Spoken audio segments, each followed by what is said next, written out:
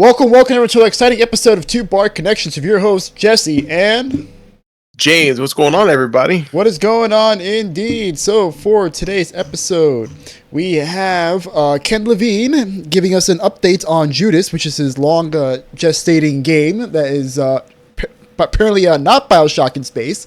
It's a bit more than Bioshock in space, but he introduced an interesting new mechanic that will be the central piece of the entire game. We also have Diablo team also unionizing, which shows that Blizzard has bolstered their union efforts as of late.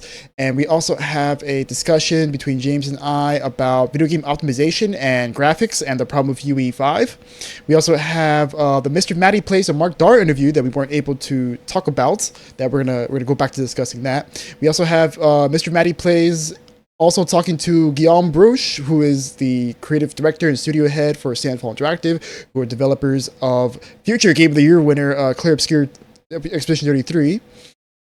And finally, we have the Sony State of Play that just came out today with the new James Bond gameplay reveal. But before we get into all of that, how have you been? I've been working hard. yeah, it's only been a week. It's only, a week or 2 weeks? Honestly, it's been short. Yeah, I was going to say, I could have sworn we just recorded. But yeah, no, it hasn't been too bad. We're working. The applications opened up finally for school. So the big application service profile opened, and so you're able to go in and start putting in your classes. You're able to start sending your transcripts. But now the actual schools themselves have opened up for applying. So now what I have to do is I have to answer some questions, as well as send out invites for my supervisors or people that I've worked with to write their letters of recommendation. Okay. I was just doing that all day today because it's a lot. It's a lot because you have to write your resume 3 different times. Once onto the application service, once onto the resume that you have normally when you're applying to jobs, and the third time it was because a specific school that we went to that's asked for a CV, which they all do. They always want a CV or a resume attached to it, but in bold they had put, "We recommend you use this template." And I was like, "Oh, okay, fine, whatever."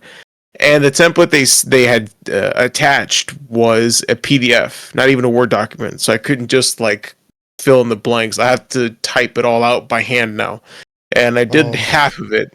Bro, it was Such a pain in the ass.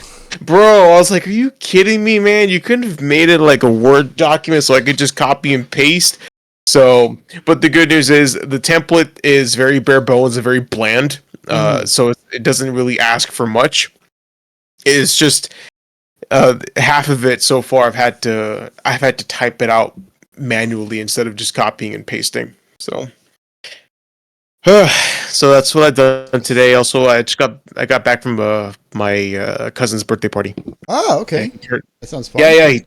He turned 28, and he's getting married later this year. Yeah, I know, that's crazy. I remember he was so small. Yeah, dude. No, my younger cousin is getting married, and my older cousin already has a child 1 year of age, which is pretty cool, man. And she's the cutest thing. Oh my god. So yeah. No, I can't tell you how happy I am for him. So that's cool. But what about you? How's everything been? It's been going all right. Not much has changed all that much. Same old.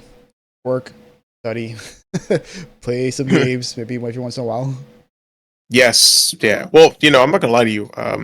We haven't actually played anything together, and I don't like it. It's been a good solid 2 weeks, 2 or 3 weeks. Yeah, dude. Nothing. Yeah, dude. It literally feels wrong. I'm literally sitting at my computer playing by myself because, as you all know, No Man's Sky released a new update in terms of you can build your own starships now. And I was like, "Oh my god, dude, Jesse, please play with me. I have no one to play with." And He's like, nah, it's okay, I'm good. But I bought it for him anyway because the idea of flying ships with your friend is pretty interesting. But yeah, we haven't played anything together, and it feels something is missing from my Yeah. life. Something is There's a hole in my heart, in my little gamer heart. There is a hole in my heart, dude. Not even we haven't even played Rivals, dude. It's the weirdest thing. Yeah, it's apparently, yeah, we haven't played anything together in 3 weeks. The last time we played was August 11th. Oh, That was when we Jesus played Ready or Not. God damn, That dude. was I remember that was 3 weeks ago. Yeah, we played with Gene and Winston as well. So we actually had a full stack going because we started playing the modes in the hardest mode to try and get S rank. So That shit didn't work out. well, we did fine until we got to the second mission. I know, super early. But then we tried to do it on the Valley of the Dolls. Jesus Christ, dude. Even with a 4-person team, that was fucking awful. It was such an awful experience. So bad. And of course, I died before we finished. I can never reach the basement with where all the fucked up shit is. So, yeah, it's awful. Definitely. I mean, it was fucked in the beginning because like I remember I put the C4 on there, and like I know we always start off with the C4, and every single time it knocks the guys in their ass, right? But one time we actually get like a really good run for it, the guy immediately dies. Like, oh fuck, okay, whatever. Yeah, bro. I don't feel like starting over. Yeah. Let's just finish this. Yeah, man. We were like, oh no, he's not dead. He's not dead. Just tie him up and he's fine. And then he like ragdolled like the dead bodies. I'm like, what? No, that never happened. He is dead as a doorknob. Yeah, he's like that man is dead. He's dead. He's as dead as that doorknob I blew off the C4. So, and then I mean, beyond that, I played Path of Exile over the Labor Day weekend because it was free. Okay, cool. For the weekend.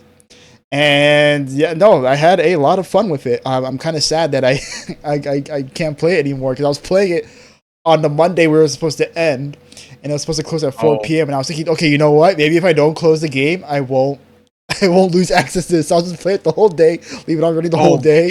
And then at 4:05, Steam was like, oh, nope, your time's up, buddy. That's it. And I got the error, and I got kicked out. It said Steam error, something like that. And I was like, oh, okay, never mind. Steam's too smart. Oh, what a shame. That sucks. They're like, hey, you're not supposed to be running this. Get the fuck out. But it was a lot of fun. More cabin. Okay, cool. It's like the Diablo competitor, correct? Yeah, pretty much. It's free to play Diablo, the sequel to the first Path of Exile, which is a wildly successful game, be developed by Grinding Gears Games, which are a New Zealand studio, and they've really grown over the years, man. 'Cause I remember when Path of Exile was like, like the jank free to play Diablo. And now they're like on Path of Exile 2, and this game, like even just in early access, it's insanely polished, and it has much content. It's crazy. They currently dropped Act 4 just now, and they're going to be working on Act 5 pretty soon, and they still have I think like 4 more classes to go to release for a total of 12 classes that they're going to be releasing, and then after that they're going to work on the end game. Because that's a lot of people have been complaining about, like, hey, like we want an actual end game. Like, there's no end game to this. How else? People are like, where else am I gonna dump 3,000 hours into? I want to spend my 3,000 hours looking at pretty lights and getting loot for my slot machine simulator. Yeah, so, I mean, personally, I'm not a huge end game guy when it comes to I kind of just play the campaign, and I'll play a little bit of the end game, and then that's it. Like, I'll just dip out after that. And then, like, if there's content updates, I'll come in, or expansions or whatever. But from what I played, I thoroughly enjoyed it. It's definitely a step up from Path of Exile 2. Like I said, like it's super polished, and it is very dense, like mechanically now. Like there are so many different mechanics. Like it's kind of overwhelming at first, but like once I got the hang of it, it really started to come together. Because like you remember the I don't think you ever played Final Fantasy X. No, but like the sphere grid. Let me see if I can find like the sphere grid, right? Actually, no. Let me show you Path of Exile's skill tree, right? So the sphere grid, in Final Fantasy X was like a really massive like skill tree, but it was interconnected with other skill trees from other characters. So like if you zoomed out, it looked like a constellation almost.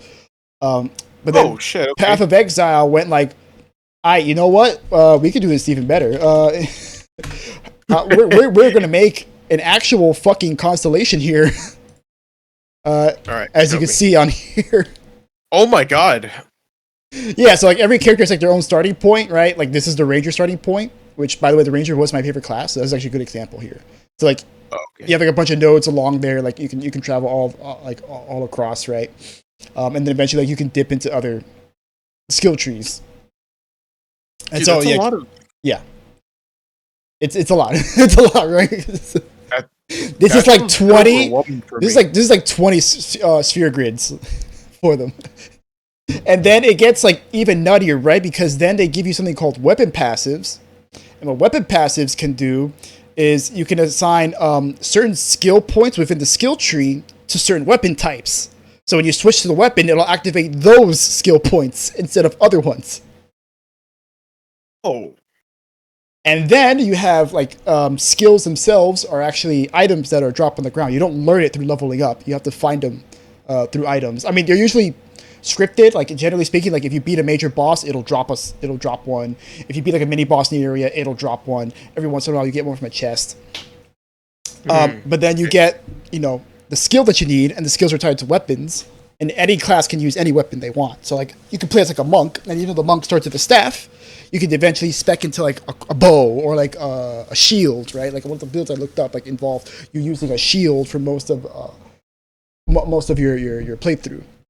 Oh, cool! So you're not stuck with one weapon with your class. You can branch out. No. It's completely customizable. And then on top of that, you have support gems, which are pretty much like, you remember the materia system in Final Fantasy VII? I know you played Final Fantasy VII. Okay. Yeah, that I have. Yes. So like, the support gems, you attach them to skills, and it'll modify them in certain ways, right? And you can actually change them like from skill to skill, so like it's not stuck on there. You can actually move it around. It'll actually change like how the skill functions.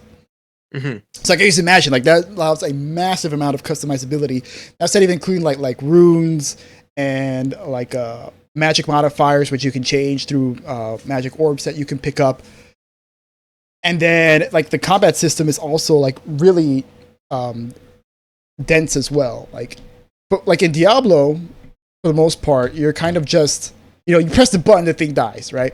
And then like when you're fighting enemies, like generally speaking, like you rely on like one or two abilities that you use, and then like beyond that, it's just buffs. But like in this game, like you use everything, right? Like this guy's more spamming like lightning arrows with it.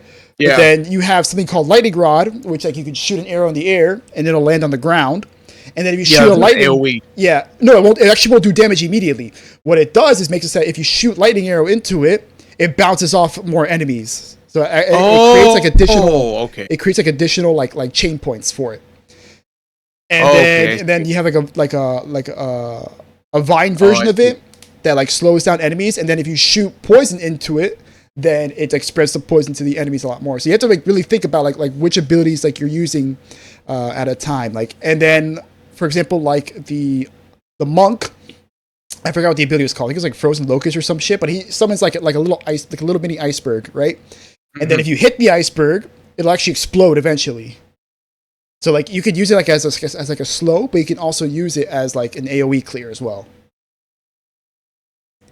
So it's like super super dense. Like it was definitely intimidating at first. It took me like a good like 10 hours before I'm like, okay, I get like what I should be doing. Like the rotation. Like once after a while, I was like, okay, I figured out like the rotation on like what it is I should be doing. But I was using like all my buttons all the time. I was using a controller too, so I'm like, okay, I gotta press like square, triangle, circle, square, triangle, circle. Okay, hold L2, right? Because that gives you the second skill bar. Okay, now I have to use this, right, for this situation. It was a lot. But it was a lot of fun, right? The combat is great. I can totally see how the customizability would just allow tons and tons of builds for it. And then like you also have like dodge rolling. You can block. You can actually block in the game like with a shield. Like you hold a button to block. It's not like an automatic thing because most of the time in these games like it's just an automatic thing. Like the percentage chance. You can actually just block yourself. And then if you time it right after like a block, you can actually push him back with a shield bash. Oh, it's like a. I mean, I don't want to say parry, but you can like reflect. Yeah, you bump No. you bump them back, and they can actually stun them because they actually have like a little like stun bar, and like if you hit them Mm, enough times, like they'll eventually get stunned. And they also have like a buckler, and the buckler also does a parry as well, but it gives them like a debuff. I see. And then like certain characters rely on that debuff to like do like certain actions. Like the Huntress, I think, if you do the parry buff, then you press like a leap attack that she has, it'll trigger it, and then it'll enhance like your next move. Okay. So I That's a so lot of as you can see, enemies. I'm adding a lot to it, right? So it definitely like I played every single class, like all the classes are like that. So like it definitely like behooves you to like stick to one class and like just learn that one class because it's definitely a lot. Like if you try to do everything like I did. Yeah, well, I mean, you also try to do everything in a short amount of time. I imagine if you have the full game, you have time to experiment with each class and master each to a certain extent. But you tried to max everything in what, 1 day? That's I insanity. did it 2 days. It was I'm sorry. Oh, okay, sorry. That's still, in my opinion, not enough time. Yeah, like But two the and a half fact that days. the fact that you went through the effort to do that for each class in the 2 days you had time just goes to show how much of a good experience you had with this game. Yeah, I have 18 hours according to Steam, so I spent 18 hours playing across 2.5 days. Fuck, dude. Damn. I mean, Yeah. it was Labor Day weekend. I didn't have anything else to do, and it was really fun. Nice.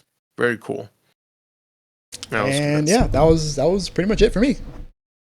cool. Well, I guess maybe I know what to get you for your birthday. Maybe I'll just get you Path of Exile for like whenever it's on sale. Well, it's $30 right now, and when it gets off early access, it will be free to play, just like Path of Exile one. Oh, okay. Yeah. Oh, that's interesting. They charge for early access, but then free to play once. Yeah, It so comes it's because they're self published, so they have to fund it themselves. Okay, but that's pretty cool. Yeah, you pretty much pay to play the game early and then give feedback, and also help them fund the actual development of the game. Because like I said, it's a huge game. Yeah, yeah, and I'm sure they give you stuff for early access. They give you like some thank you trinkets or in-game items or something. Yeah, probably. Yeah, All right, how about we get into some news? absolutely, sir. Let's get into some news. All right, so for our first order of business, we have Ken Levine, famed developer of BioShock, and who also worked on System Shock fame. He is now working on a new game called Judas, and that game was first revealed actually about way back like in 2018, but like no one really knew what it was. And then in 2024, Ken Levine kind of went like this like tour across multiple media outlets, like showing off what Judas actually was, because people were like, oh well, it looks like kind of like BioShock in space. Is it BioShock in space? Well, like yes and no, kind of. Like it definitely has like some BioShock-isms, like like it takes place like on a Like shit, that. yeah, like that, right? Like you have to get like your Like guns that. and like you're cool. Well, that's BioShock Infinite. That's not Judas. Well, that Yeah, no, yeah, but there we go. there was one where you were shooting a gun and then you shot a power like that. Even the way that they splayed their hand out, I was like, yeah, that's classic. Yeah, BioShock. like you have your not plasmids, and of course like you're shooting guns and stuff. And it takes place on like some doomed location, just like how in BioShock, Rapture was a doomed place that was like almost like post-apocalyptic because it was like, damn, okay, like everything went to shit here. Like something happened where like just everybody died and everything went to shit. And it's the same thing with this, of Judas. Yes. But what specifically makes this game interesting is that Ken Levine described this game as like narrative Lego because he was inspired by Shadow of Mordor and he wanted to make a game that was kind of like that. So like Yes. when the gameplay was first revealed on channels like SkillUp, it was kind of like a narrative based like roguelike game where it was like it plays kind of like BioShock, but everything is like randomized. Like all the rooms and stuff are like randomized, and depending on how you play through it and your actions, the story can play out differently, and like of course your future runs will also change as well. Yeah. Well, fast forward to a year later, and Ghost Story team, Ghost Story Studios, which is Ken Levine's studio, decide to release a dev blog. And this is going to be the first of many that they will be releasing periodically. And in this first one, they talk about the villainy system, which is the core system of Judas. And what that essentially is the game has 3 important characters in the game. And these 3 characters will essentially serve as the like core characters that you interact with. And depending on how you interact with them, the one you interact with the least becomes the villain of the game. And then from there, it can kind of evolve. So in the dev blog, it says that if you ignore one of them enough, they become the villain, and they will get access to a new suite of powers to subvert your actions and goals. And here, like he shows, like example. This is one of the characters in the game. Like he activates this robot that you have to then fight, and it's kind of things like that. Of course, it's going to evolve from there. I see. And here he cites how Shadow of Mordor was like a huge inspiration for him, and about how they want to make a game where like those characters that you interact with in the Nemesis system in Mordor would be more intimate in this version of the game. So that's why they kind of slimmed it down to just 3. And they wanted to feel like you were losing a friend, as they say. I see. Beyond that, they talk about how like with the Divinity milestone that they've completed, they also launched their biggest playtest and got tons of experience, and the game's going pretty well. And then it ends with them showing off a poster with the game art for it, which is inspired by Drew Struzan. And for those who don't know who Drew Struzan is, he did a bunch of really dope posters. For some movies you may know. Dude, he did all the dope posters. Those are all like I don't even know what you'd call that, but that's like the classic movie poster. Like the classic theater poster. You know what I mean? Yeah, and as you can see, he's done fucking all of them. Every single dope-ass poster, he has done it. Oh, look, Shawshank Redemption. Rambo, The Goonies. Dude, these are classic posters. Ooh, this was cool. Return of the Jedi. That was dope. I like this one. Bro, yes. Yeah. Ooh, kind of want that. Dude, imagine, dude. Ooh, 23. Oh, damn. Okay. That's a pretty petty. Well, dude, it's a collector's item at this point, bro. It's probably the original folded up poster that someone kept in their fucking garage or something. Yeah. Dude, imagine seeing that poster in like a 1983. You're like, oh my god. Well, it's been the sick. ending to the Star Wars trilogy. But yeah. No, dude. The idea of a BioShock game incorporating something akin to the Nemesis system is honestly pretty dope, especially considering with BioShock games, it's always been about, player choice and, the whole idea of different timelines and, the whole thing of constants and variables, where you have a common plot or a central plot that never changes with only certain little things changing here and there. But I think this game can benefit from something like the Nemesis system, because Ken Levine has probably been trying to make a game like this with his original BioShock for a long time. Games where your choices actually matter instead of just getting 1 or 2 endings.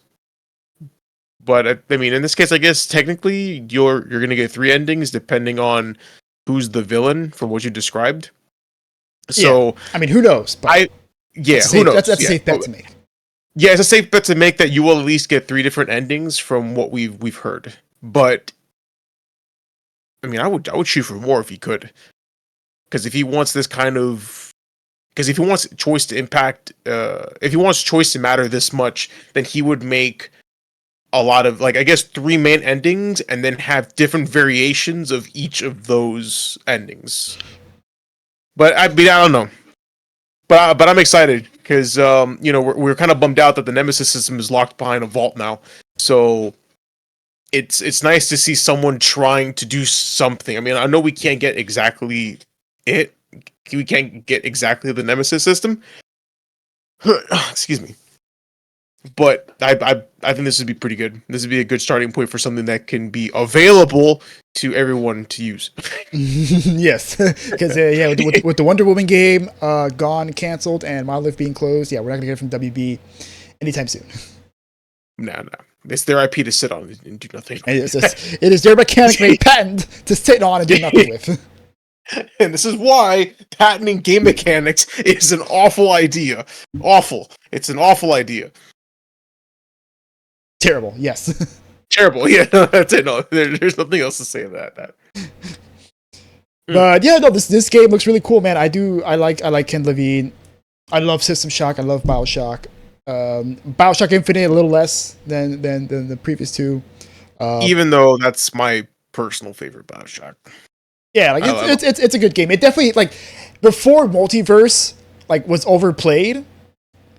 That shit blew my mind back in like 2014. I was like, what the fuck? I saw the ending, like they introduced like multiverses and shit. Like, oh my god, what the fuck, bro? After the final like boss, not the boss battle, but the mob battle, where when Elizabeth finally gets all her powers and she transports you back to Rapture, you're like, oh shit. Yeah, and then somehow they find a way to tie it into the other Bioshock games.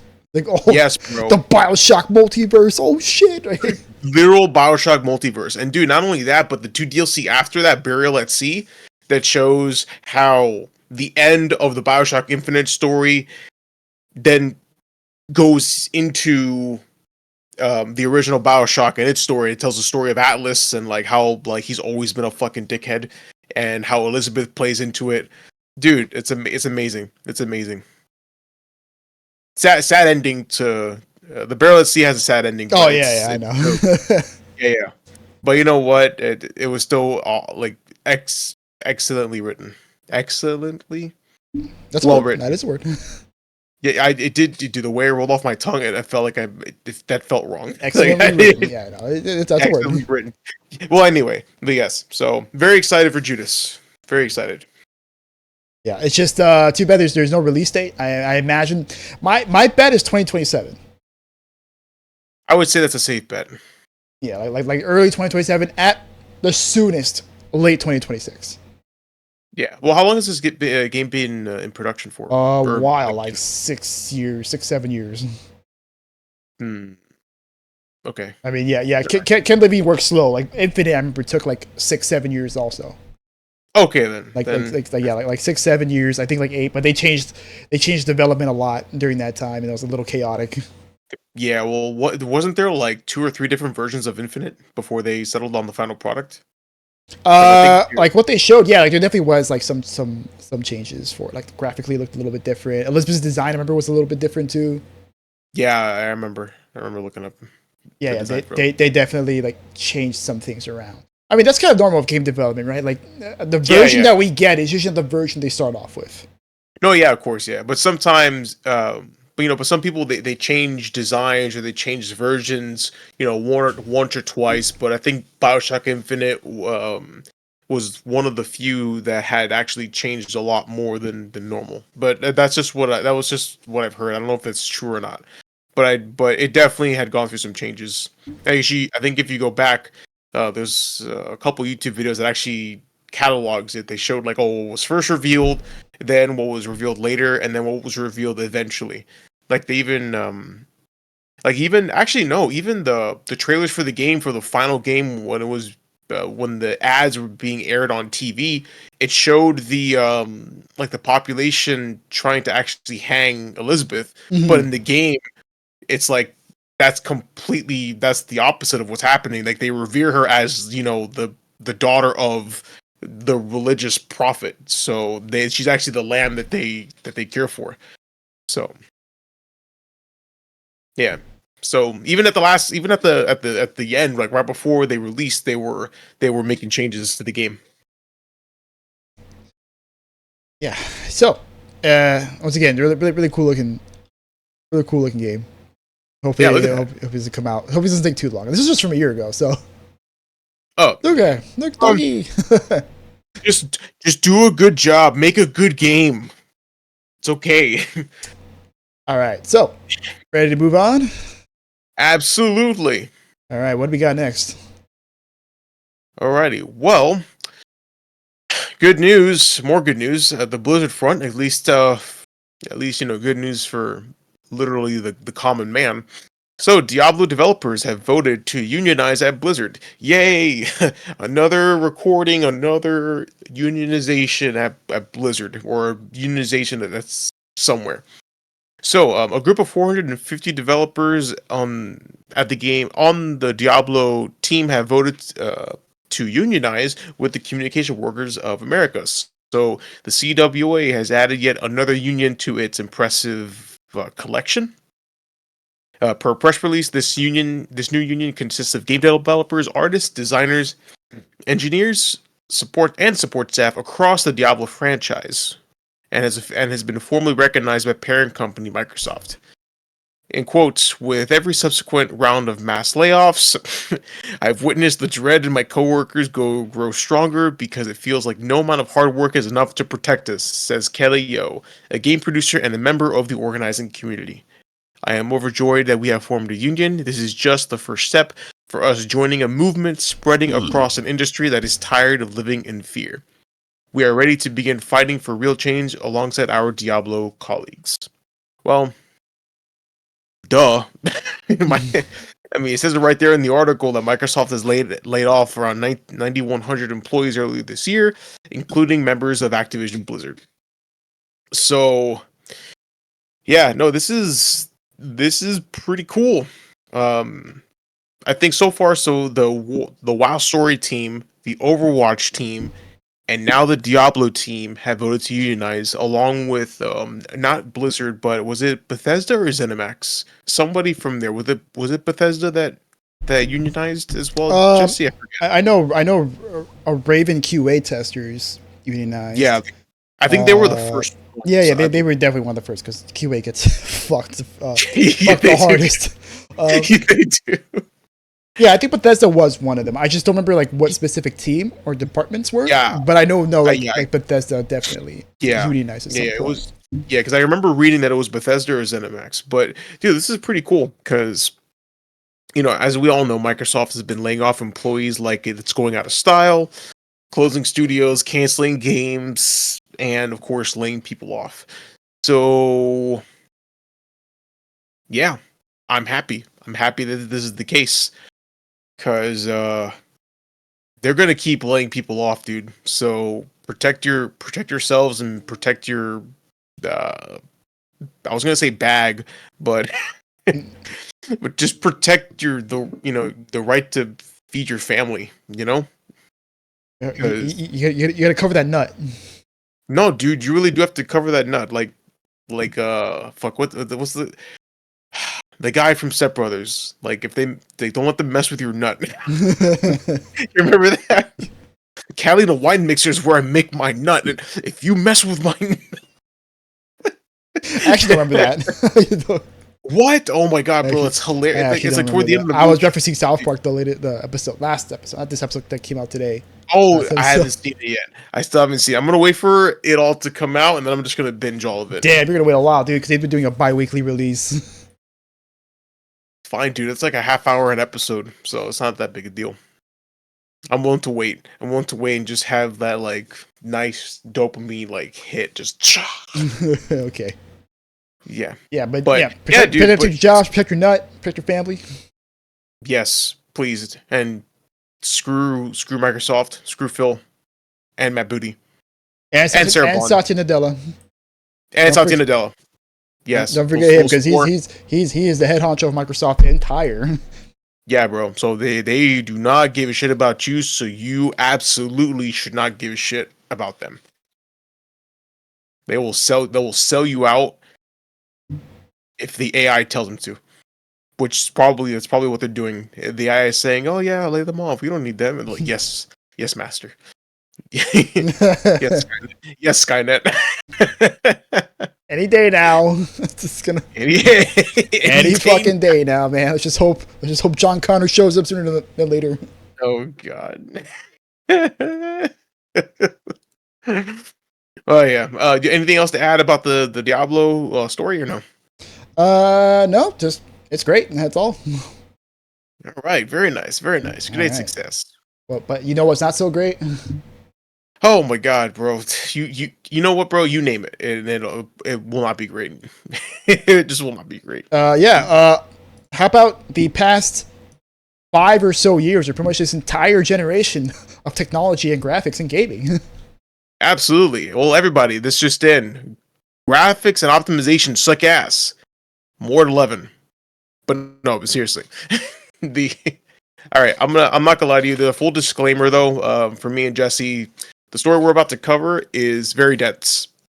The video that we watched is got some of the most techno babble I have ever heard.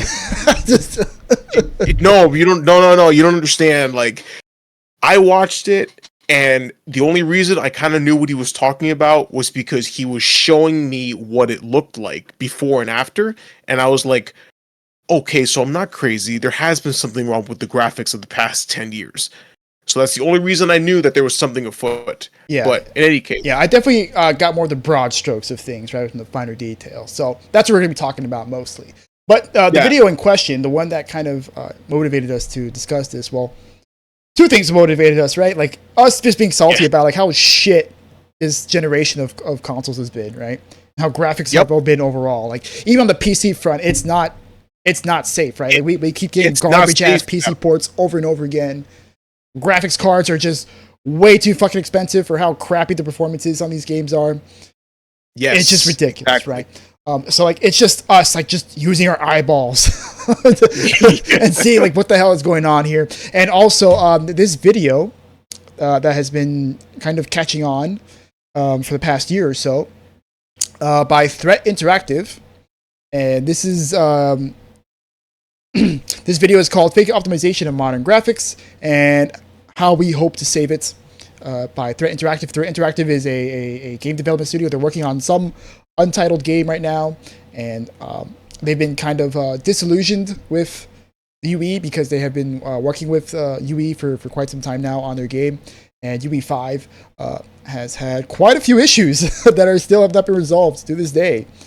Yeah, and not just for developers, for us gamers. I mean, you know, Jesse himself has been having issues, and you know what? For me too. Like when we first built our PCs, dude, I had games crashing on me. Like I still have not booted up Monster Hunter Wilds because I don't even want to try to play the game anymore because how much it'll crash. And you, on the other hand, have been having games we play regularly not performing optimally, I guess I would say. So like with Overwatch, I had to underclock my CPU, which that's just fucking weird that I have to with the CPU I have. I have to undervolt it.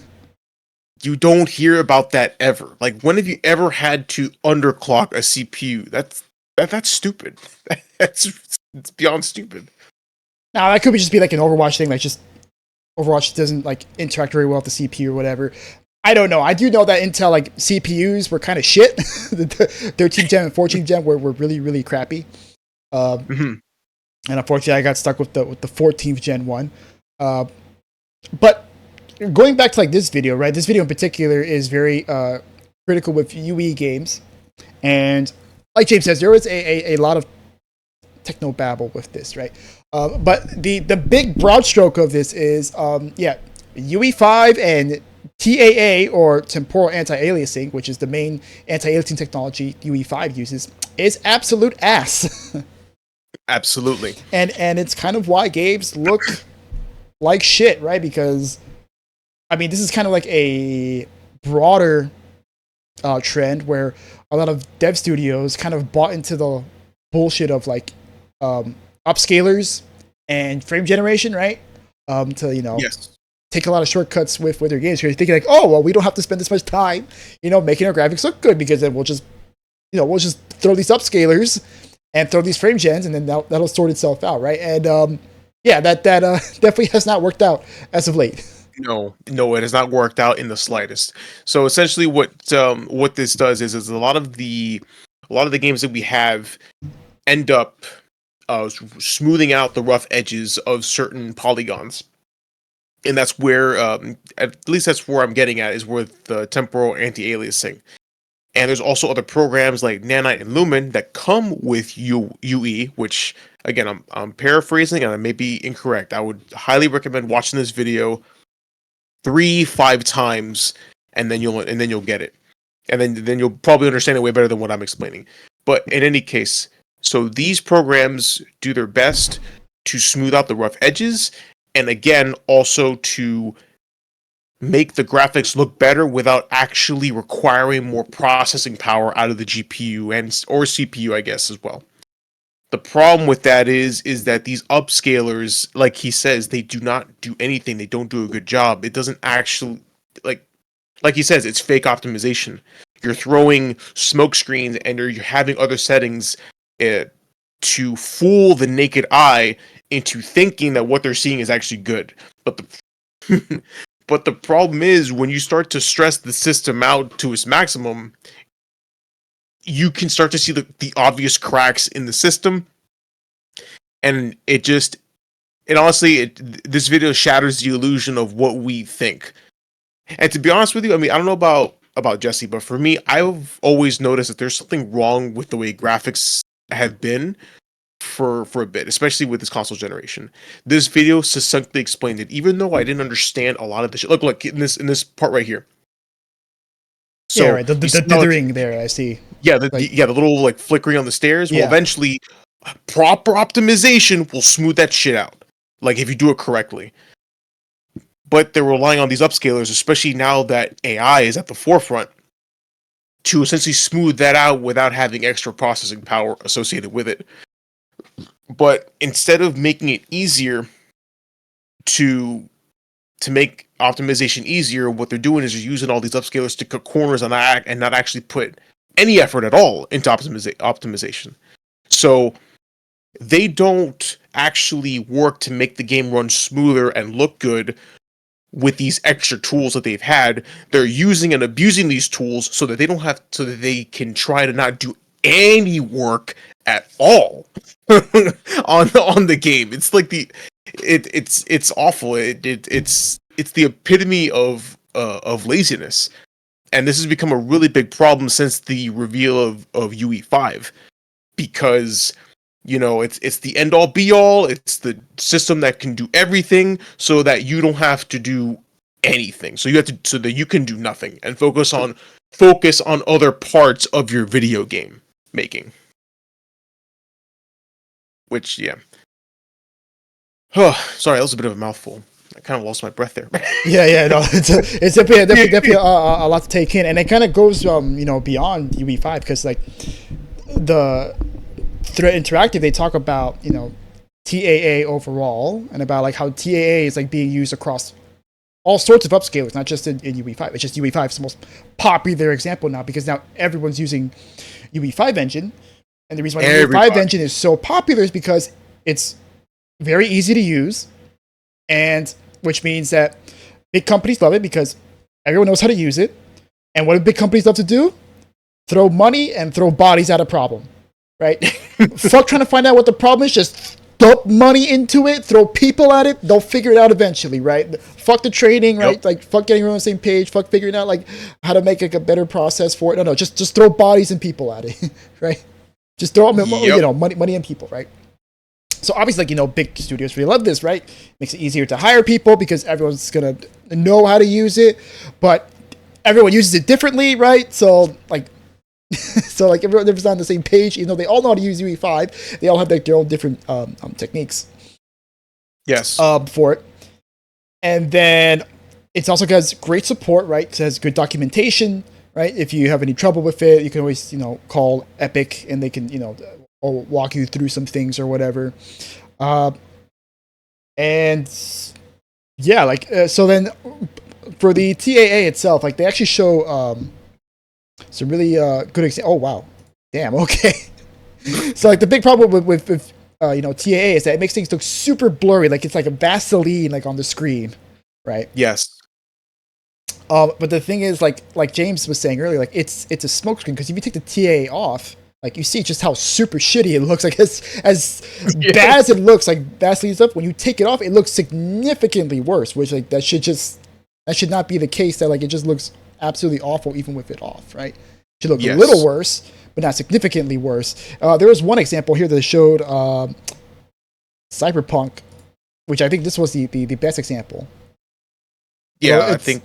Although it's funny now that I'm watching it in 2K. Wow, because originally I was watching this at work, and our Wi-Fi kind of sucks. So I was watching like 720p. I'm like, this looks like You're shit. watching it in the worst possible resolution for this. So like, this I'm looking at topic. like, I really can't tell much of a difference. But now that I'm watching my 2K monitor and I put the video to 2K, I really see the difference now. Like it looks Okay, all right. so fuzzy and like shit.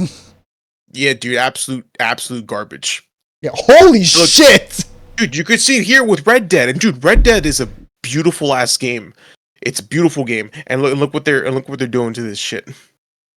Right, so you have this game that looks, like shit. It's unoptimized, right? Like so, like you're getting a pretty picture. It's a blurry picture, but it's also a picture that runs like shit, right? This was like the best example for me because this was like super clear, right? Mm-hmm. You see, like on the left, like it looks okay, even though it looks a little like blurry. But then on this side, like you see like massive like amounts of jaggies and everything just looks absolutely awful. Dude. And then like it's jittering a lot, like a lot, right? Yes, Yeah, because because in there, yep. You can see the fuzziness there. Yeah, dude. No, it's awful. And what sucks is because they're taking these shortcuts with optimization, the FPS starts to take a hit. Yeah, and a lot of these are UE games. Like Tekken is a UE game. It's an Unreal Engine game, right? And then as for like upscalers as a whole, like this is not just with TAA, right? Like I even like don't like upscaler. Like I playing Doom, the Dark Ages earlier this year, right? And I know it's like in the first level. I'm like, I just look like shit. Like what the fuck? Everything like maxed out, right? But it looks blurry and stuff. Like it looks kind of gross. Like what the fuck? And then I took off like the scale. I put on native anti-aliasing or no anti-aliasing, so it just ran my native resolution. It's like it looks great. I'm like what the fuck? Why does it all look so much better with this? Yeah, dude, because they're trying to save processing power, but on the GPU and I guess the CPU as well. But we have good graphics cards and good CPUs, so why even bother with this in the first place? Like, is this something that the computer? Because a lot of these games they read your graphics cards and they automatically assign graphics settings based on the rig that you have. At least a good game, in my opinion, will do that for you. But it seems now that the default is to just do what looks the best but saves the most processing power, and that's just everything by default turns on the anti-aliasing, or sorry, like the TAA. It's like, oh wait, graphics card can support TA, throw it. Oh, it can support AI frame gen, do it. Don't even think about it. Don't. Yeah, but here's the ironic thing. You say like, oh, processing power and better. It actually does the opposite of it. It takes up so much processing power to run these things. So you're using up more energy to make your game look shittier. So it runs worse and it looks shitty. Like you get the worst of both worlds. Yeah, dude. So it literally makes no sense whatsoever to do that. Like they made such a mistake. Well, they're still making a mistake with this crap. Oh, excuse me. Damn. I guess I'm the one with gas today. Another good example as well. If you look at if you go to that same video, go to 806. Okay, so you see that ghosting there, by the way? That's another consequence of the TA, where it's like an after image because it runs like such garbage. Yeah, in motion in particular, right? Yeah. Like, which is why in stills it'll look like okay, but then like in motion, that's when it looks very bad. Yeah, which is also another reason why motion blur is on by default to hide that ghosting pattern. It's funny because I actually saw a lot of that motion blur in the state of play, but we'll talk about. Yeah, we'll get to that. We'll get there. Yeah, we'll get that later. Anyway, so if you look at 06, though, so this is Battlefront, which, dude, I'm not gonna lie to you. We've discussed this. Battlefront 2 is a beautiful game. Even to this day, it has some of the best. It looks great. Graphics. Yeah, even to this day. If you play the video a little bit more, it will compare it to a game today that uses TAA, and you're gonna see the difference in quality. Look at that shit. That's RoboCop. I'm pretty sure. Yeah, that is RoboCop. Yeah, which great game, but it looks a bit rough. it really does look a bit rough. Yeah, right. That hair is like, what the fuck? Yeah, dude. Yeah, and then like, look at So this is no TAA, so no anti-aliasing, but it performs 4 times worse. Yes, bro. Meanwhile, Battlefront has all of these. If you back up a little bit, it'll show you everything. It has bloom and flare, UE4 GPU soft shadows, the half. Oh, look at all the shit that it's running for good to make the picture look good, and it looks great. You look at the different things that they had to do to make it run good, and look at and it pays off. And again, this is with no TAA. No, this is no TA. Actually, I don't even think TA was a thing. No, or if it was, that's a relatively new thing. This was using SMAA, which is the good one. Like if you want to use an anti-aliasing system, you use SMAA. Yes, which is what a lot of games from the previous gen would use. Yes, to look that. Okay, whoops. Nope, yeah. But now so instead of doing all of those, running all those programs or all of those, I guess performance enhancers, graphic enhancers, whatever. Now you just have TAA to do the work of 1, 2, 3, 4, 5, 6, 7, 8, 9, 10, 11, 12 things. And I don't care if it's artificial intelligence. It clearly needs more work, or just go back to using the old shit. But they're not going to, because they're trying to cut corners, or they're trying to save costs, or they're, I don't know what you want to call it. Whatever excuse you want to use, it's shit. It's shit. It's absolute crap. Yeah. I mean, I know that RoboCop's like more like maybe like a double AT, but like, damn, dude, what the fuck? Yeah, dude. Yeah. But still, I mean, if you can't fault them. Because they're using UE5, right? I know it's a UE5 game, right? Yeah, no, it is a UE5 game. But if anything, it just shows it perfectly, because since they're a small team, I guess we can kind of assume that they had no choice but to go with the path of least resistance. Well, I mean, the selling point of UE5 was that small teams can make like these big, beautiful AAA visuals with without needing these massive teams that and tons of money into it. You could just get the UE engine and then you just run TAA and it'll look just as good as a AAA game. But that's not the case, right? So you have to choose between this performing like shit, right, or it performing slightly less shit and also looking very smeary if you turn on TAA. Which, you know what? It's fair. If it was a AA team or an indie team using UA, fine. We get it. We understand. But we're getting performers like this from AAA, quadruple A studios, and that is where I have problems. Because there's no reason why you have all these resources available to you, all these people available to you, that should be literally making quick work of small stuff like this in their sleep, especially since UE gives you all the tools you need to make it easier to optimize, and you're opting to get lazy with it and just use those tools to cover everything that you should have done by hand and checked thoroughly. Yeah, and I don't want to let Epic off the hook too, because the video also explains why Epic is part of the problem as well. In fact, they're arguably the biggest part of the problem, because they're the ones who sold the engine to people as these things, and developers the studios kind of bought into the bullshit of this. But before I get into that, right? You were just talking about how UE, MGS3 is what I wanted to talk about, right? Remember how I talked about last episode, MGS3 was worse on the PS5 Pro than the PlayStation 5?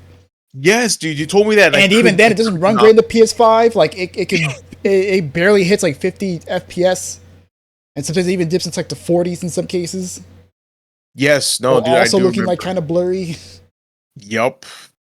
So, yeah, no, a lot of people are noticing these problems, and when the general public starts to notice that there's something off, that's when you know that you have to do better, because the public isn't supposed to notice dropped frame rates, really. Honestly, I remember when we played old games, we would have games that had 30 FPS and we wouldn't care. But nowadays, every game is supposed to run 60 FPS and not even bat an eye. Hell, they should be running 120, if I'm being honest with you, with the processing power that we have. on modern hardware, plus, and I'm talking about both consoles and PC, there really is no excuse for games to not run at minimum 60 FPS. I would go for 120, but I know that console hardware is a little different. So, yeah, it's definitely a bit more limited. Yeah. But then you had Oh, sorry. Go ahead. No, continue your point because I was gonna move on to Epic. Yeah. Oh yeah. I mean, I was just gonna make a small point about Starfield. I know it's not a UA engine game; it's the creation engine. But still, dude, that game is a $70 new age game, and the Xbox was capped at 30 FPS. It's like, no.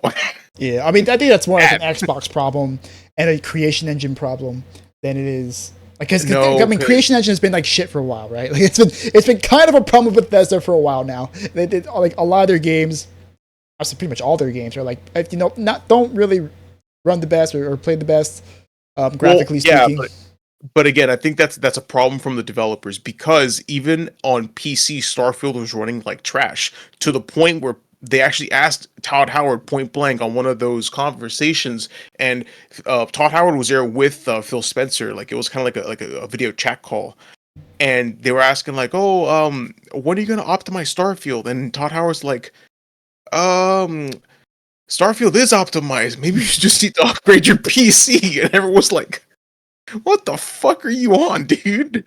This game runs like crap. It's not my PC. And it doesn't even look that good. Like, there's no reason why. No, it really, it does not look. It doesn't look good at all, and it also runs like shit. And you're telling me to upgrade my PC? Get the fuck out of here, man! And I can say that I bought Starfield and I played it, and yeah, bro, it was not an optimized game. Todd, the sweet little lies were coming around again. But anyway, back to you and UE. Okay, so then, so Epic, Epic, the video then talks about like Epic themselves and the UE engine as a whole. So Epic, like I said earlier, kind of advertised, TSR and TAA as like something that can allow for higher resolutions, but like with a lower performance cost. But like they use a lot of misleading marketing, right? Because it relies primarily on stills, and so a still it's very easy to make it look good, right? Dumb easy. But then when you get into actual gameplay here, right? Yeah, so you can see here, like, it looks super blurry when they start moving around, because it has to calculate everything, and it has to smear shit around to like make it look okay. You even noticed that it was a bit choppy itself, like a little FPS drop. Oh, yeah, right there. So yeah, like here, this is running via TSR, right? Yeah. You can see it in the legs. Yep, and then as soon as they start moving, it's blurry. Like, it looks blurry as fuck. I get to see right now. Yeah, it's crazy how much my monitor now is versus my phone. Okay, dude, I'm telling you, bro. And what sucks is once you see it, that's it. You can't unsee it, right? And then this one, right, looks much smoother. It doesn't look as blurry. Like when they're standing still, right? Look at that, 73% GPU usage, perfect stills, but then it looks like Vaseline, right? So so your upscaler is just like making the game use more power to look like shit once you start moving around. Yeah. And then 1512p, which I guess it's like a little bit, that's like in between 2K and 4K, which is using FXAA, which is not TSR. It uses 68% usage, so it uses 4% less. And even though it doesn't look as good when it's still, once it starts moving around, which is what you spend most of your time doing when you play a game, it looks much clearer as to what's happening. Yeah, dude. Yeah, so do you have? It really makes no sense, because when the math is done by people like him, I forgot the guy's name too, but he's very eloquent speaker, very, very knowledgeable about all the technical stuff. I don't even know what to call it, but yeah, man, they do all this work to save on processing power, to save costs, to save time, to save labor. But in reality, it ends up costing more than if you were to just do it the original way that you claim is labor intensive or whatever you want to call it. and it's awful. And then it goes on to talk about. Sorry, her gas. we all got a little bit of gas. Well, then it goes on to talk about the other big features of UE5, which is nanite and lumen. Right, lumen is like they're pretty much like super ray tracing. It's like it's real time like lighting calculations. So like before, right, the old way you do it is that you do baked in lighting. Right, you had to add a light source, and then you had to like computate like how the light would look like in certain areas and stuff. But now like the engine does it for you, right? So you just type it in, you want to put lumen in the area, and then you just add the light source, and then you have to calculate it from there. Just calculate it on itself. But that causes massive performance issues as well. So a lot of times developers opt to just take it out of the game. But then at that point it's like, well, why am I using the UE5 engine? Like just not use signature features that are on here. I know Marvel Rivals in particular, I took lumen off right away because that shit was making it run like ass. Oh, I didn't even realize. I gotta check to see if I can take it off as well. You can take it off. Yeah, just go to global illumination. I think it's like you just take that off. You just put it. You just set it off, and trust me, it'll run way better. And then on top of that, you have nanite, which is like a geometry rendering system that does it. I don't know the technicalities of it. Like they're trying to explain it. I'm like, I still don't get it really. It's a little confusing, but it's supposed to like make rendering much faster without LOD problems, right? So like LOD pop in pretty much. Yes, but you're still getting pop ins, and you're also taking like a massive, processing like as well. Yeah, like I think it affects your FPS sometimes with how much it, or like with your field of view. I think because like you're far away, but then you get in, and it just starts going. Yeah, actually, I think it'll show it better here. I think it's like the Fortnite when they're falling down. Fortnite. Oh yeah, Fortnite. Yeah, well, Fortnite's not really fair because that's native. Yeah, see, look at that. Just saw that pop in. Yeah, which by the way, I've played Fortnite and it does that shit all the time. Yeah, see, sometimes it may even be slower. So again, you're trying to save on processing power, and it ends up costing more in the long run. It's very. Oh, sorry, continue. No, I'm just saying it's very unfortunate. That's it. And also, actually, I want to say something. So the whole thing with lumen and the lighting. Mm-hmm. So what happens is it calculates. The guy was explaining actually that the GPU actually has to make calculations on that lighting that you were talking about, and it becomes a really big problem when you introduce environments that are destructible, like here. So it starts to really take a shit when you have destructible environments, because then the lumen engine has to account for the lighting, not just for a static, but also if that static structure started to crumble down, and that like sends it into mayhem. Which is why a lot of these games that are running UE don't have destructible environments. They just have static buildings, like I think good shows here in The Division. Marvel Rivals has destructible environments. Yeah, I tell you what, that shit tanks, my friend. You shut lumen off, and you shut lumen off though, and it definitely helped. So yeah, so it did say that lumen is great when objects are static, but when you start to introduce, like I said, destructible environments, there's a lot of different surfaces to account for lighting, and essentially the system takes a shit, and your performance it just tanks really, really bad. So and RoboCop also has nothing but static environments. There's nothing destructible. I think there's one or two cars that explode, but they do that weird explosion where the car itself doesn't move; it just catches fire, and then the doors and windows disappear. Okay. Yeah. That was funny to see. Hey, double A. It's a double A game, so I'm willing to give it. I'm giving it some grace, but again, my point stands on the whole thing with Lumen. Yeah, and then finally, in the video, they talk about how the number one thing that a lot of developers have been asking for is some optimization for the engine itself, right? Because a lot of the features like Luma and Nanite just aren't optimized. They're not doing what they're supposed to be doing, and like that it's one of the most popular threads that appeared on the UE forums, and to this day, like and almost none of the problems that they listed on that thread have been addressed up to this point. Yep.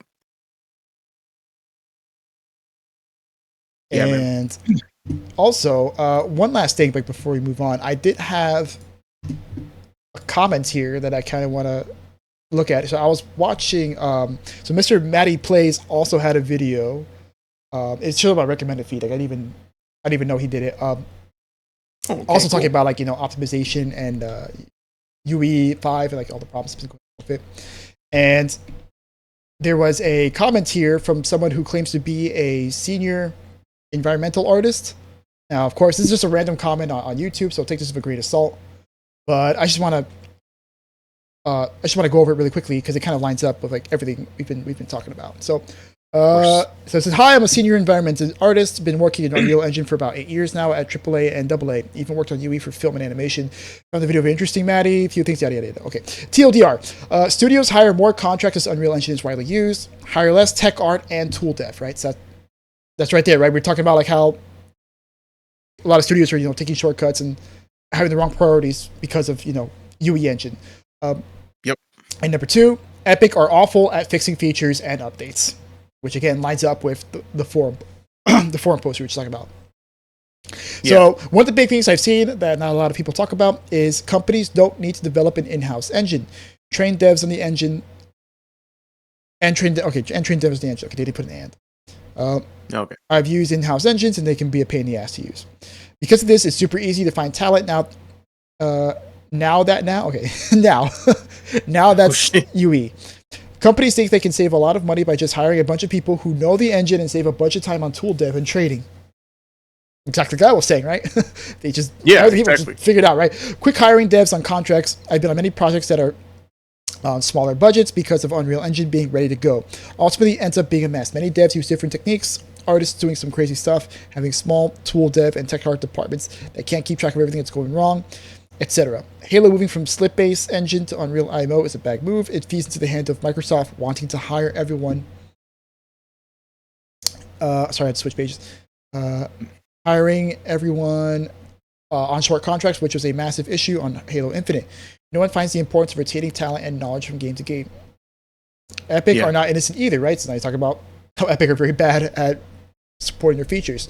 Are not innocent either. They are notorious for releasing unfinished, broken features and not fixing them.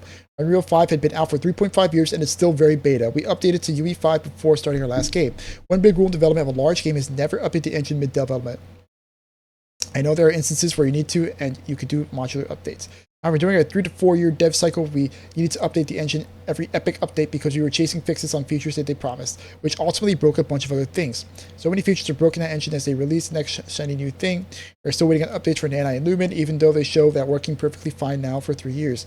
Don't get me started in animation and film features. So there you have it. I mean, assuming that what he says is true. Yeah, I mean, it kind of sums up everything we talked about to this point. Yeah, pretty much. Yeah. Sorry, a quick side note. I've been wanting to play the finals with you for a bit. I've seen a few videos on it. Oh, okay. Yeah. Okay. Well, it's like a hero shooter type. I know it is. I've seen it. Okay, yeah. Maybe we could try it. It's free to play. But in any case, so at the end of the video, he talks about the finals just because like it's like the best example of a modern game that does not have optimization problems, even though it has 100% destructible environments and all that happy horse shit.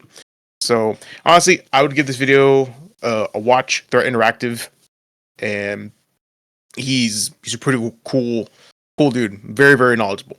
It will take you a few watchings to not fully, but to somewhat understand what what's going on. I definitely had to rewatch a few sections. No, me too. No, right. The whole video I watched like 5 times. Like it took me a minute. It took me a minute because like I understood what he was saying, but I just didn't understand the why. It's like it's like you see something is not working, but then you get it explained to you in the most with the most foreign language, and you're like, you're gonna have to. They must be speaking Klingon. Like, the fuck you saying, man? Yeah, yeah, for sure. But the TLDR is, studios aren't optimizing their games. They're relying on upscalers and frame gen to optimize their games, and it masks a bunch of performance issues, while also adding performance problems onto it as well. Yes, and also UE5 is a fucking mess. It's a buggy mess, and it has not been supported properly. No, not been supported properly. And now that with AI, the problem is becoming worse. They're becoming more lazy. All right, so we're going from one video to another video. Indeed. So, other things that we've also been complaining about, right, is BioWare. Because God knows you and I have been, pretty much everyone has been kind of down on BioWare for the past. We've just been stomping BioWare shit. Yep. Yeah, a decade. Honestly, for me, it's been since Andromeda that BioWare has been on my shit list. So. Yeah, because you actually played it. I knew it. I'm like, I'm not touching that. No, I don't. Dude, I played through that game twice, and after the second time, I was like, ass. Like, why did I do this? No, dude, honestly, like I told you, it's a core memory of mine playing Mass Effect Andromeda while watching Rick and Morty on repeat. Honestly, it was a fun time.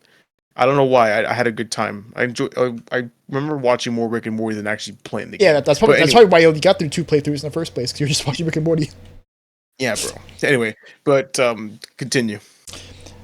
So, we were going to talk about this last episode, but that episode's getting a little bit long. But now we're going to return to it, and that is Mr. Matty Plays and talking to Mark Darrah, who was the producer on many Dragon Age, pretty much all the Dragon Age games. He was a producer and a developer for pretty much all the Dragon Age games, and also worked a bit on Anthem as well. We spoke about Anthem last episode, and about how Mark Darrah spoke about his experiences on there, and about how those experiences are a reflection of like BioWare's struggles over the years. Yeah. But he also spoke about Veilguard, and how Veilguard was also, kind of a rough development cycle. It took the better part of like almost 10 years for this game to come out, and it was not very good, to say the least. Yeah. So, did you actually end up watching this one? And I know this was the one you didn't watch. This one was the one that yeah. I mean, I watched very little. I actually focused more of my efforts on the optimization video, because I needed time. I needed time to understand that one, and also, like I wasn't really like I mean, I liked Dragon Age, but I was never into Dragon Age like I was into Mass Effect. Like I liked Origins because you put me up to it, and it was a great game. But dude, Dragon Age 2 was not it. Inquisition was and then Veilguard, of course. Well, we all know the story of Veilguard. Yeah. So dumpster fire. I wasn't. Yeah. I mean, I wasn't exactly like I would have rather have tried to understand the optimization issue than I would have this video. So I'm gonna be honestly mostly silent for this one. Well, okay, so I'll just walk through it then. That's good then. I'll make it a little quick. Yeah, we'll kind of just like talk about the interview a bit, and about how like it reflects BioWare like as a whole, because like we said, BioWare has been struggling quite a bit for the past decade. A decade, like straight up 10 years. Like Andromeda came out 2016, 2017? Almost a decade. I want to say 2017, actually, yeah. Although if you're a true BioWare hater, you'd say they've been struggling since Mass Effect 3. Oh, no, I'm not that much. Yeah, because a lot of people were pissed at Mass Effect 3 and be like, damn, this shit went downhill. I bet no. 2017, yeah, 2017. Or Inquisition, I don't know, man. Right? A lot of people would be like, oh, this is when they started going downhill, right? Listen, again, I had fun with Inquisition. It was not as memorable for me as much as Dragon Age Origins. That's it. But I remember playing those games, especially Mass Effect 3. Like, I'm sorry, I played the shit out of Mass Effect 3. I love that game. I love it, especially the Citadel DLC. So no, I'm not that much of a hater. I'm a Andromeda and Onward hater. Okay, so Mr. Matty starts the video off talking about asking Mark Darrah about like the origins of Dragon Age and like how it started and stuff. And Darrah talks about how like Dragon Age Origins was actually always supposed to be like a solo game. It wasn't really intended to be like this big franchise game. But then things happened where like EA was like, no, like you got to make a sequel, right? Oh, and you also got to release it in like 18 months. So like, so right off the bat, right, Dragon Age is already in trouble, and you can kind of see like BioWare was also kind of in trouble because now the EA isms were coming in. They're like, no, you got to make this new game, right? So yeah, dude. So they had to like rush the game like out the door, and Dragon Age 2 is not nearly as well perceived as Dragon Age Origins. Or refined, for that matter. Yeah, right. Refined, well received, all that stuff, right? In every single way, like pretty much the game is inferior to it. Yes. And then he also interestingly talks about how Dragon Age with EA rather always wanted Dragon Age to like be mainstream, and like Dragon Age was just never able to like achieve that mainstream success in the eyes of EA, at least until around like Inquisition, right? But it was always kind of like like between Mass Effect and Dragon Age, it's very clear that Mass Effect was the one with more mass appeal, so that's the one that EA was focused on mostly.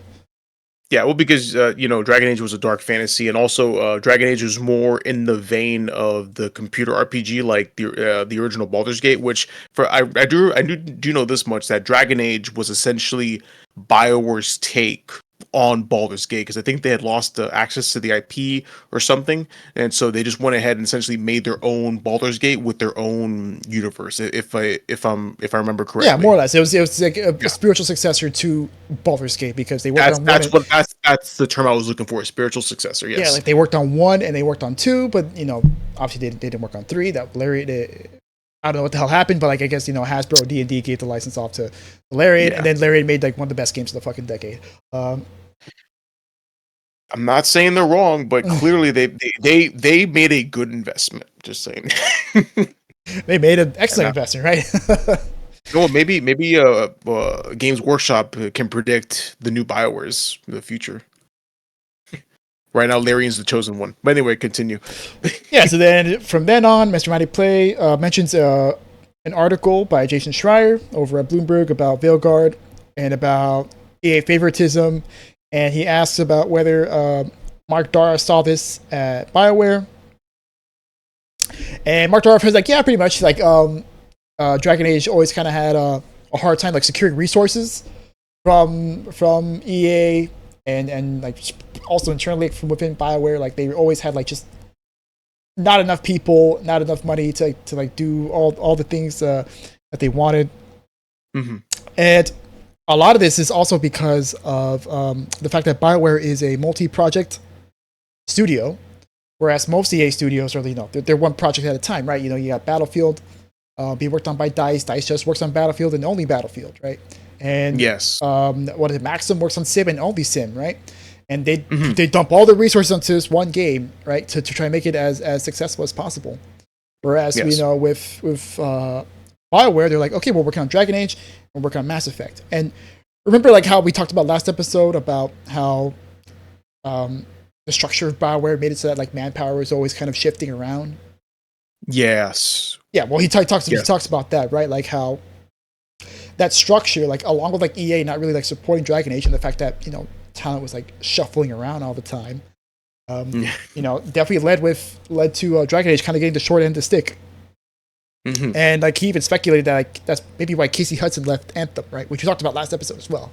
Yes, which we did. Yes. It's possible, the possibility of like Casey Hudson be like, well, fuck it, like I don't want to work on Mass Effect anymore because I'm sick of it, and I'm not gonna be able to make the game I want, so I'm just gonna leave. Yes. And ultimately, like he said, like it was just a clash between BioWare's work culture and like EA's fiscal conservatism. Like, they just didn't want to spend money. They didn't want to hire people, and they're just like, work for the money you got. That's it. Yeah. Actually, I watched a video of Video Game Donkey in terms of their Battlefront 2016. He's like, I already gave you $1 for this game. Now you want me to give you a nickel? Get the fuck out of here! like that kind of That's like, kind of what it felt like, that's probably. exactly what like, yeah, that's what it sounds like anyway. And funny enough, apparently BioWare reported to the sports division of EA, which is interesting. That's very weird. Wow. Okay. So then after that, they get onto the topic of projects. So Mr. Matty Plays and asks about whether BioWare changing their project scope was a good thing, which Darrah speaks about like on his channel. So Mark Darrah thinks for EA, it's better to be a one project model, right? Like which I said earlier, you know, because EA is so fiscally conservative, like you don't have like all this money to spread across multiple projects. It's better to be like a one project studio, at least like if you're working with EA. Yes. Like they don't want you splitting up. They, working on 2 games. They just want you to use all the resources onto one. But it just so happens that BioWare was making two games for 2 franchises, but EA did not want to give each the resources available. Like they're essentially giving the resources for 1 game to a studio that was making 2, and then on top of that, they added fuel to the fire by saying no, like we favor Mass Effect more. Well, they didn't say it, but their actions spoke in that sense. Yeah, and then from there on, and then Maddie asks, like, is there a future for Dragon Age? And Mark Darrah straight up just says, I don't know. I really don't know. I think after Veilguard, it's a safe bet that no, that Dragon Age isn't going anywhere. Yeah, which is it's sad. It is sad. But then Maddie asks Mark about, what would your future of Dragon Age be? To which Mark Darrah said that he actually would love it if Dragon Age got the Mass Effect Legendary Edition treatment. You know, like how they got, the 3 games and put them together and then remastered them. Yes. But he said, like, that's very difficult.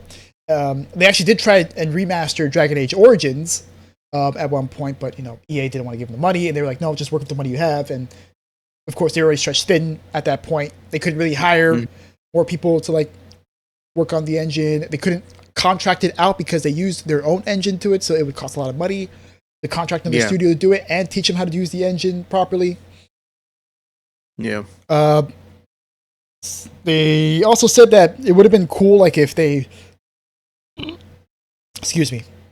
If they did the Legendary, like, Edition treatment, they called it, like, the Champion Trilogy. Because, like, every game had, like, its own champion, right? You had the hero for Eldin, and then the next game was the hero of Kirkwall, I think it was, and then you had the Inquisitor, right? There was, like, a specific, hero for each game that represents, like, a period in time in the world's history. Which, that would have been so cool, man, if they were able to get a remaster of that. Yeah, man. At the very least, a remaster of the first one, because that's the one that people love the most. Because, like I said, Dragon Age 2 was, not really well received. Inquisition, I mean, it was better received, but it just, nothing matches the height of Origins. So, at least a remaster of that game would have garnered a lot of goodwill with the fan base, and also would have been a good gauge to see if people actually like playing that kind of RPG. Yeah, I mean, Baldur's Gate proved that. Yes, exactly. There is a not insignificant market of people who want to play these type of games. Yeah, in fact, I'd say that the market is there if you have a good game. Period. So honestly, yeah, like you said, with the success of Baldur's Gate, I think like a year after Baldur's Gate 3, which was what was Baldur's Gate 3? 2023. 2023, excuse me, 2023. And really, they should have come out with a remaster in 2024. That would have been like the perfect time, because they would have been riding that hype train of Baldur's Gate. Yeah, I think so. That probably could have been a cool time. Although the stars are kind of have to like align on that, right? But yeah. But and listen, they were struggling with Veilguard. That there was no way that they were gonna that was even in the conversation. So that was just kind of like a wish fulfillment type of fantasy. So then afterwards, we talk about Stop Killing Games and Anthem, right? Because Anthem's gonna be pulled offline pretty soon. It's gonna be lost media essentially. Yep, lost media. But that is something that Stop Killing Games is trying to do, trying to stop, right? Making games that people purchased with their money, their hard-earned money, unplayable. Yep. Because even though Anthem may not be a very good game, but it deserves to still exist and be played by the people who do enjoy it. And yeah, and people, it had albeit small, but it had people that played. So yeah, no, it's not. It's not right.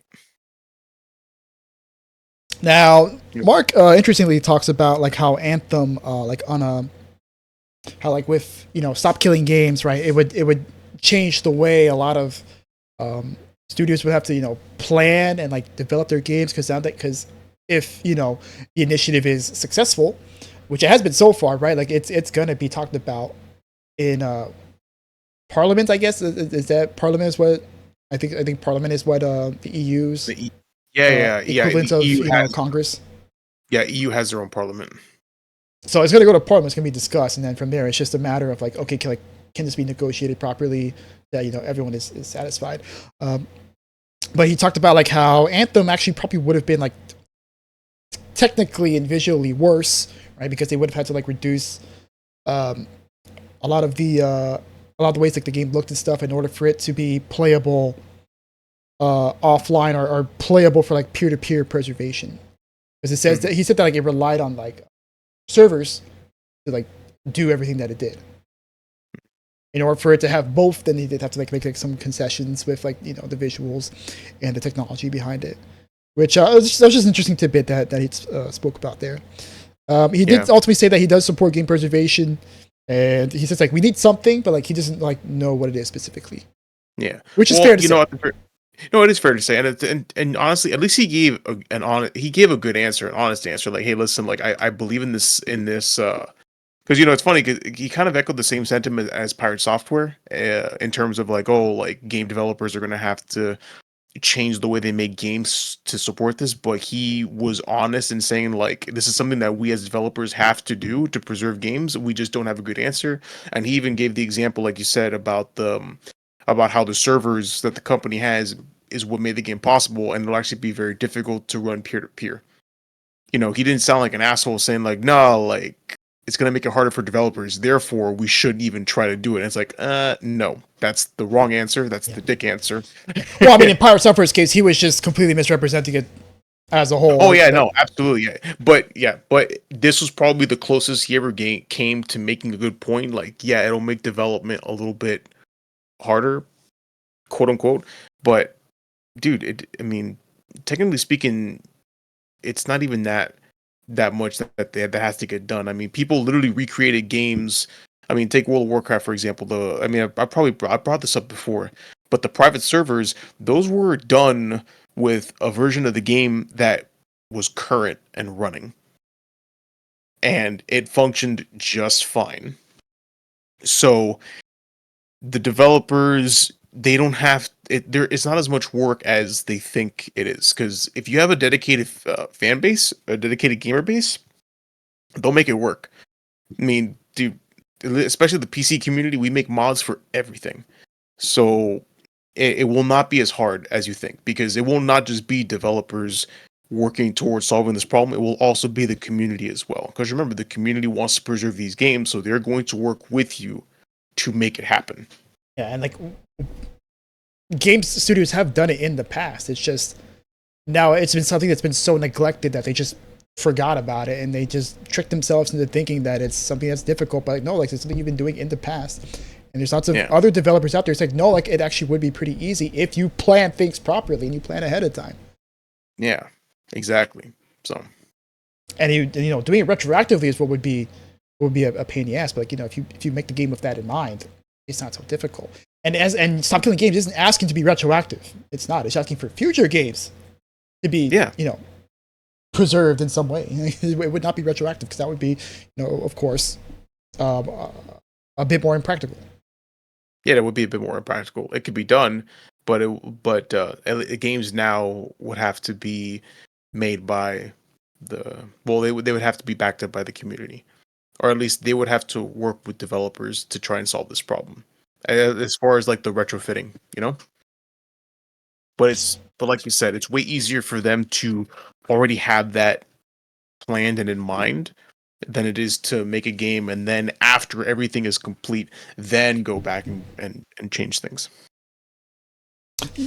Yeah, so then afterwards, Maddie talks to Mark about the future of the industry as a whole, especially in regards to games as a service, right? Because that's been the big thing now, right? Everything's got to be a games as a service, right? It's always got to be online. It got to have microtransactions up the wazoo and updated. Live service games, right? It's got to be the game that you play forever, right? Even though there's only so many forever games that people can play. It's only so much time, money, and attention you can give something. Yeah. And of course, Mark says I don't want a live service future. I don't think any gamer, I don't think like any developer wants a live service future. I think most gamers don't really want a live service future. The companies do, of course, because that's easy money. You don't have to pay as much money to make new games. You just upkeep the current game you have and just update it, every once in a while. And you just collect microtransaction money. Yeah. But he also says players might be voting with their wallets away from live service, which definitely is something that we have seen in the news, games, live service game is just dropping, right? Suicide Squad dropped dead. Concord didn't even last 2 fucking weeks. No, bro, and we took bets too. We're like over and under 6 months, bro. 2 weeks, and we're like, damn. I thought it would at least reach 6 week mark, 6 month mark. Dude, how much was it? It was $400 million. Like it was. Allegedly. Nah, dude. I swear to God. No, the way that Sony was talking about Concord, they're like, "Oh, this is our Star Wars. It's gonna be great." And we're like, "Brother, you're calling this your next Star Wars?" Yeah, I'm starting to believe you did drop 400 million beans into this shit. But yeah, bro, Suicide Squad, Concord, the new one now, Fair Games. Oh yeah, they lost their creative director now. Bro, I saw it and I was like, well, another one. After they lost their studio head. Bro, this game's gonna be dead on arrival and or canceled before it even comes out. I'm surprised it hasn't been canceled already, I swear. I think it will be canceled. You know what? I'll take that bet. $1 says that it's canceled. A gentleman's bet. No bet there, bro. I'm with you. No bet needed. I am there with you. Yeah, bro. But yeah, so people are voting with their wallets, man. And it's not that live service games are bad. I mean, the best example we have right now, honestly, is Helldivers 2 as a live service game. And they monetize it properly. And what's more importantly is they focus on making a good freaking game. So it's awesome. So I'm pleased. I'm pleased that we're finally voting with our wallets and it's yielding good results, at least for us consumers, not the game companies. Yeah, so then they go on to talk about future of gaming and about how a lot of developers from big studios are now moving to smaller studios, right? Which is definitely a trend that we've been seeing lately, right? Sandfall Interactive is Clair Obscura is the biggest example, right? Guillaume Broche, I think his name is. I'm not even. I don't know how to. I have to hear his game name again. Yeah, he was famously an ex Ubisoft developer that just went, I'm gonna make my own game, right? And he made his own game, and he found all these people randomly online. They all were just like this ragtag group of people who just banded together, and they just stars aligned. They grew over time, and then they made the best game of the year. They made something that's gonna be remembered for a very long time. And all for only $50, right? It's a great game. It's a ton of content. Right? It's like 60, 70 hours of content, and it's only $50, right? So that definitely there, like he points to that as being like the points of growth that's gonna happen, right? You're gonna have like these people from AAA studios going down to AA studios, and then using their knowledge to like grow from there. Yes. Now he also talks about like how there's actually he did talk about like he did caution like there is like money problems still, right? Like even at the indie level, right? So like even though like this is gonna happen, right? It's not gonna be all hookers and blowjobs, right? It's gonna be rainbows and blowjobs at this point. So, but he did also say like, even though like venture capitalists are kind of like pulling out, at least the traditional funding systems are kind of falling apart. He does think that like money sources will come from weird places, as he says, and he used Alberta as an example, where Alberta is known for a lot of oil fields around there. And he says, like, well, eventually, like, they're going to run out of stuff to invest in. So they might be like, hey, look, like, video games, that seems to be, like, a cool market. Like, let's just put some money into that, right? Interesting. I mean, I was thinking he would say something more along the lines of, like, crowdfunding or early access, kind of like... I mean, that also would be, like, an example of, like, weird. It's untraditional. Yeah, it's not traditional. However, it's the most traditional, non-traditional form of funding that we've seen. But I got to tell you something. Oil fields from Alberta was not something I was even remotely considering. That's an interesting one. So then, after that, they then actually get into Veilguard, right? And so, as I think we've covered in the past, story about Veilguard, Mark Darrah left when they decided, EA was like, no, you have to make a live service game now. And he's like, well, I'm out, right? This is not the Dragon Age that I want to be, and I will not take any part in this, right? Yeah. So Mark was the executive producer on Veilguard back when it was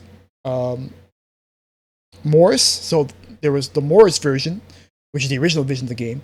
Then it changed to Joplin, which was the live service version, and then it went back to the version that we have now. Yes.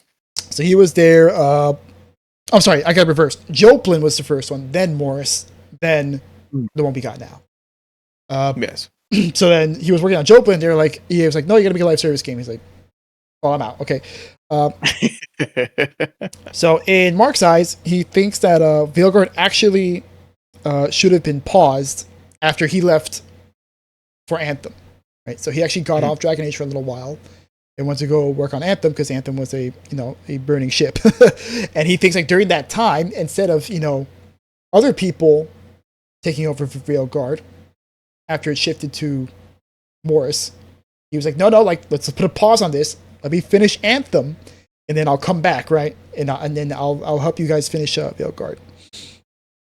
He said like they like, because I was gone, like they pretty much had no executive producer and they had acquired a lot of stuff, as he said. So like in this case, all the live service bullshit.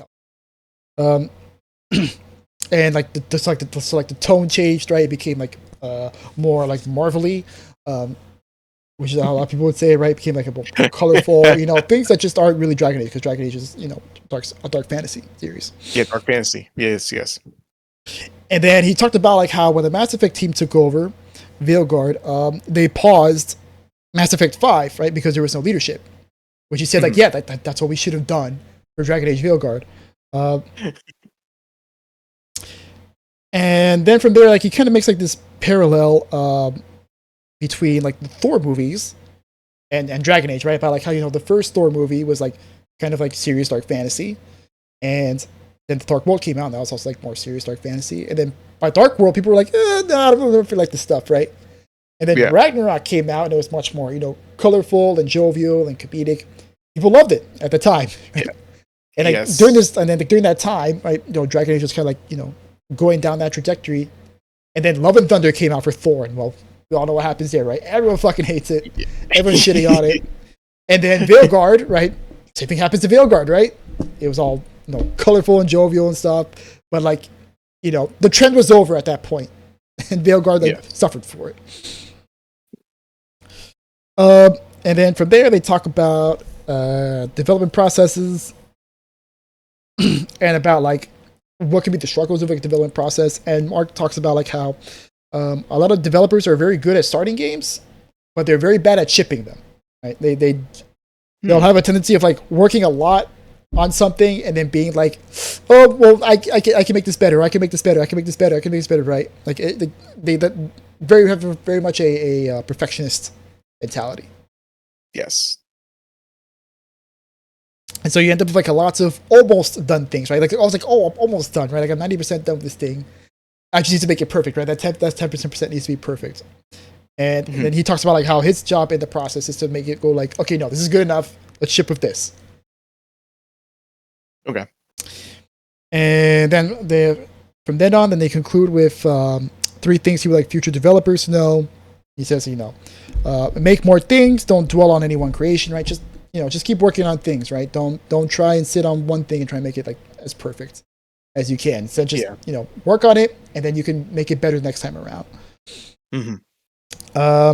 There's take pauses to like fix up what you're moving on, right? So like if you're at a certain stage of something, like just pause and like fix all the things that you need to fix before you move on to the next stage. Yes. And also he expresses concern about brain drain via AI, right? That's something that we definitely have talked about a lot. Brain drain across the industry is just it's awful. He says like the reason why it's bad is because like you have no juniors, and if you have no juniors, those juniors don't become seniors. And then when you have no seniors, you don't have people who know what they're doing. You don't have people to train like the new juniors that come in, right? So you just have an inexperienced person come in, they take forever to make the thing comes out shit, and then they get thrown out. The next person comes in, like they have experience, they don't know what they're doing, they make shit, and they get thrown out, right? And it's just endless cycle of that. Yeah. And no matter like what you do with AI, it's not going to replace that. It's not going to take the place of a senior designer anytime soon. Mm-hmm. No, it really isn't. And that was pretty much everything. Nice. So honestly, I enjoy Mike Darrah. He's a well of information, and an industry, veteran. So yeah, it's always cool to get insider information on stuff. Yeah. All right. All right. So we do have 2 more, and this is taking a while. Yes. So I know you don't know really anything about Clear Obscure or any of the stuff with Sandfall. So like I feel like you have even less input for that than you would for BioWare, because at least you're invested in BioWare Mass Effect. Yeah. Honestly, I was I'm actually amazed I put in the input that I did, because honestly I thought I would be a lot quieter. But this one I'll definitely be silent for this one though, because I know nothing about Clear Obscure. I've avoided like spoilers. I've seen memes for it. Well, I've seen them, but I haven't actually like looked like actually seen it, because I don't want spoilers for myself. Because like even the piano is kind of a little mini spoiler, sort of. If you see like in game, you'll see how it connects. You don't know what it means, but trust me, when you play the game, you'll be like, oh, okay. Before you even get to the end of the game, you'll be like, oh, that's. I feel like when I find out what it is, it's gonna fuck me up. You seem too pleased. You seem too pleased by the sight of the piano. You definitely will. All right, so then for our last one, then we gotta talk about this. Yeah, we do, because we're huge fans of this guy, this fictional character, and this manly man, this manly British manly man, right? So goddamn right. The new State of Play came out today, and it was covering the new James Bond 007 game, 007 First Light, which is being developed by IO Interactive, aka the Hitman developers. And they showed off approximately 30 minutes of gameplay. They went through an uncommented gameplay segment of the game, and then they went through an overview of it where they talked about like all the system mechanics and stuff of the game, like how, what the general gameplay loop is like. Yeah. So you did see this, right? Yes. This one I did see in entirety, and boy, oh boy, I can't tell you how excited I am. This game is exactly what I thought it was going to be, because I know we talked about it when it was first announced at the game. Was it the Game Awards? Yeah, I think so. Yeah, it was at the Game Awards. And it was pretty much exactly what we thought it would be. It's like, okay, this is a Hitman game with some Uncharted-isms in it, right? You got your Hitman levels where you can, walk around and stuff. Like you have like your sandbox. You have to figure out like how to complete your objectives. You can do them in any order and however you want. And then you have the Uncharted segments, which are, your set pieces. Yep. You get the set pieces, yeah. And then you got your shootouts, which I guess that also counts as a set piece for Uncharted. Yeah. But essentially, it's the sneaking areas is Hitman, except instead of playing a bald, creepy guy, you play one of the most handsome men in fiction. So, so a complete 180. You even got the James Bond like one-liners whenever like whenever he does something, and dude, it's great. But you can definitely see the Hitman elements of it, where you have to, gain entrance into an area. Oh no, you don't have the card key. Okay, blast. Well, I gotta find a way to get in and shit. Yeah, and he goes by. He sees like there's like a pipe there, and then he's like, "Well, I can't go there because there's a guy watching me. So you have to find out a way to." Yeah, distract the honestly, guy. standard. Yeah, standard stealth stuff. So far, I mean, I like it, and it has some other mechanics that I'll explain later when we get to it. But Yeah, it's like it's almost. I dope. mean, it's I never really thought of this, but Hitman games are kind of like immersive sims in a way, where like they give you Yeah. a problem, and then you have to like find out what the solution is, and that can lead to tons of emerging gameplay moments, like tons of Yes. unscripted things that can happen. Yep, that's exactly right. Well, I know I think I talked about it before because there was a moment in time I think it was last year and also a little bit this year too where I was just watching gameplay of people playing Hitman games and doing these crazy ass runs where they assassinate all the targets non-lethally or creatively, undetected, like that kind of shit. Kind of like a speed run, no hits, record time type shit. Mm-hmm. And I was like, oh, dude, this is so much fun, and it's essentially a giant sandbox with puzzle pieces everywhere. And if you pay attention, the game itself will reveal hints of, oh, there's a guard that called out sick, so the back entrance is one man short and unguarded, so there's a possible point of entrance. There's a fire hydrant or a fire extinguisher, sorry, that is unattended, and you can throw something, let it loose, cover an area in smoke and gas, and just walk right through it. So the Hitman series for me has always been kind of cool. So when I heard that they were gonna make a James Bond title, this is exactly what I pictured, especially right down to the gadgets that they were using. No, Yeah, so as you can see here, yeah, it's a perfect. I thought it was a perfect match when they said the Hitman guys were yep, making a James Bond game. Like, oh, Hitman games are practically a James Bond game already. Like, yeah, pretty much. and it seems like like they're just like we're just gonna make a Hitman game.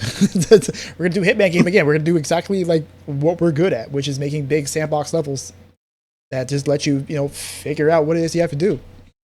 Yeah, dude. So I saw this and I was so giddy. I was so giddy with it.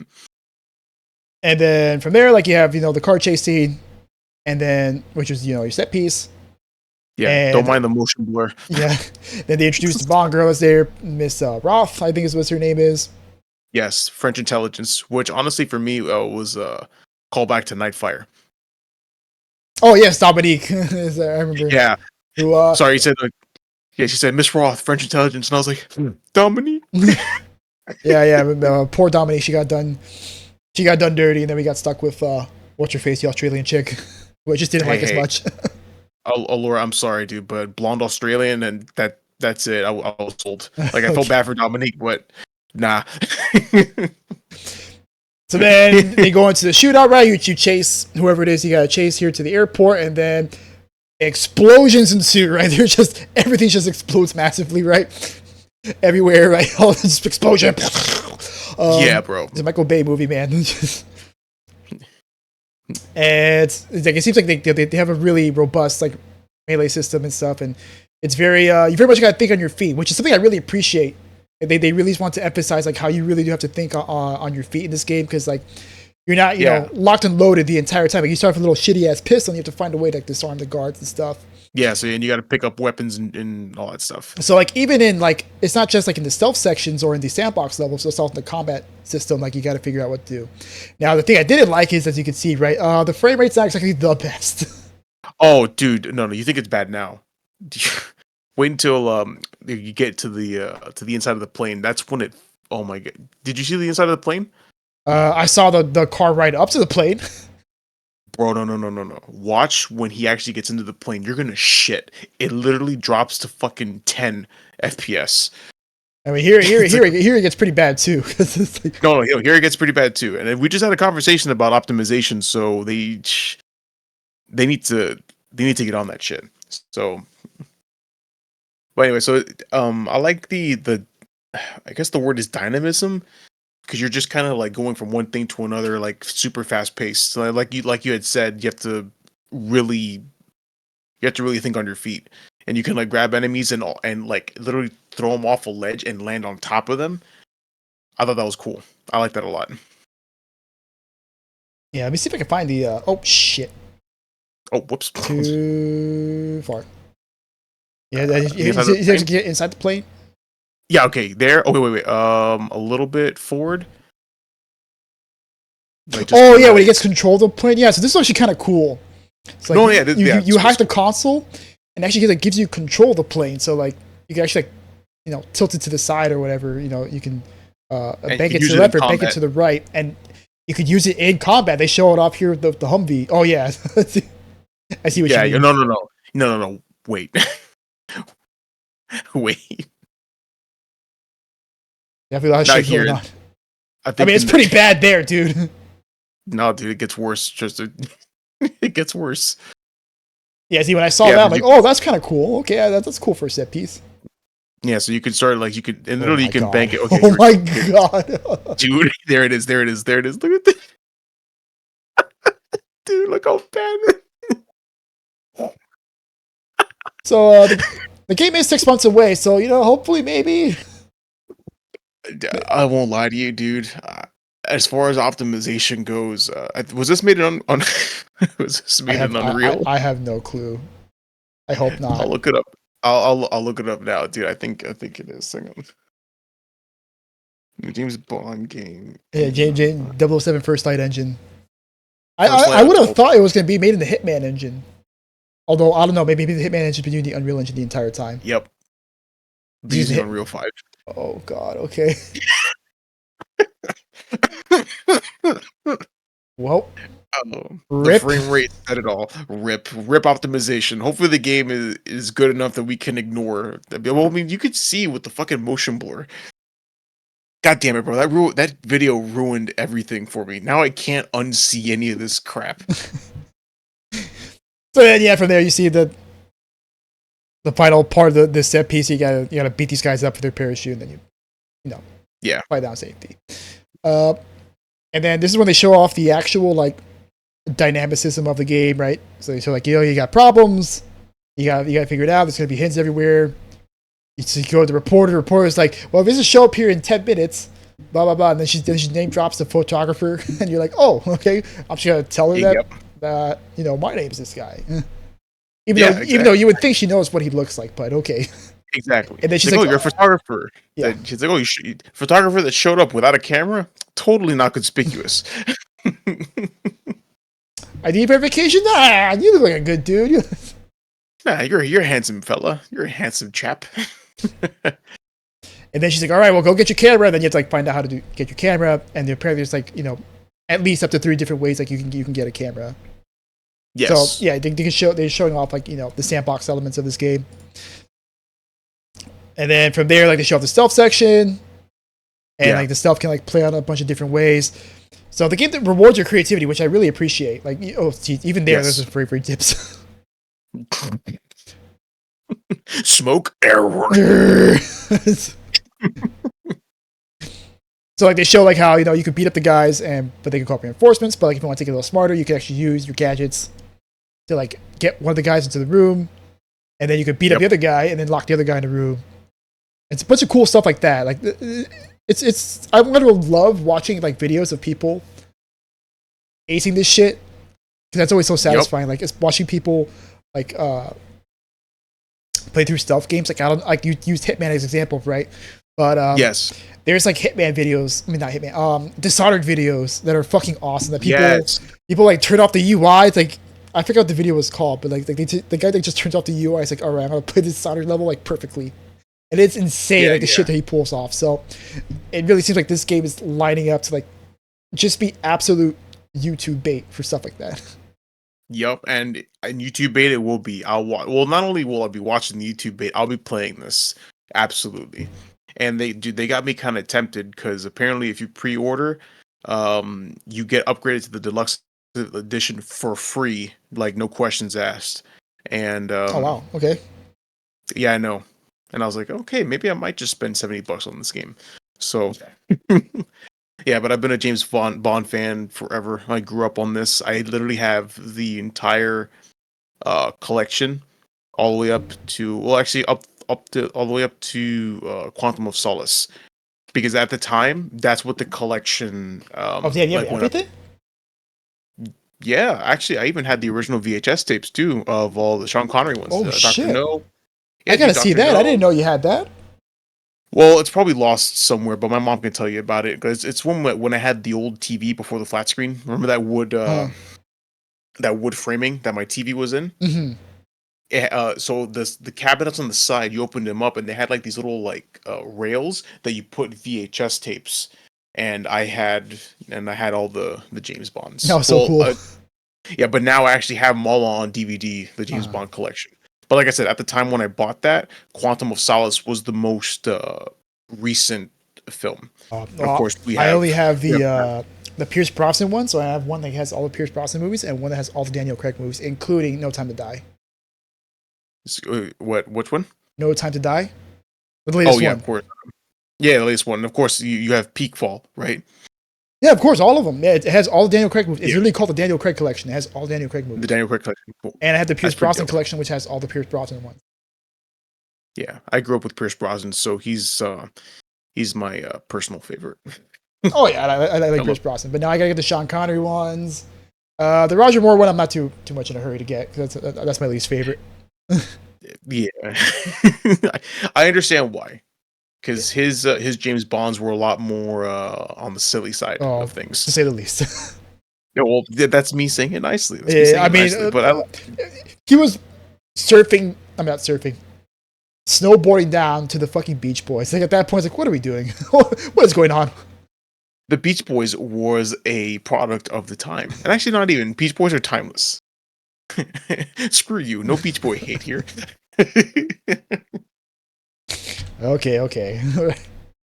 Well, All right. anyway, So, any final thoughts? this game is exactly what I think it's going to be. The only complaint so far is please optimize this fucking game. Please don't run like. Please, Please don't for run the like love of balls. God.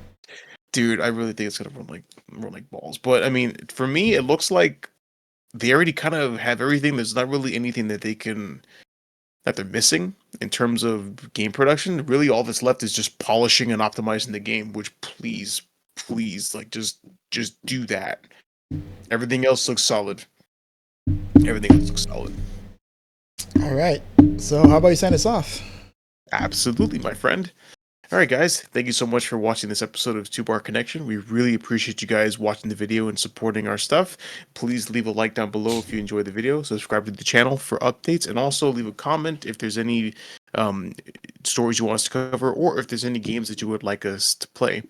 We are available, of course, here on the video podcast on YouTube, but we have audio versions available on Apple Podcasts, Amazon Music, and Spotify.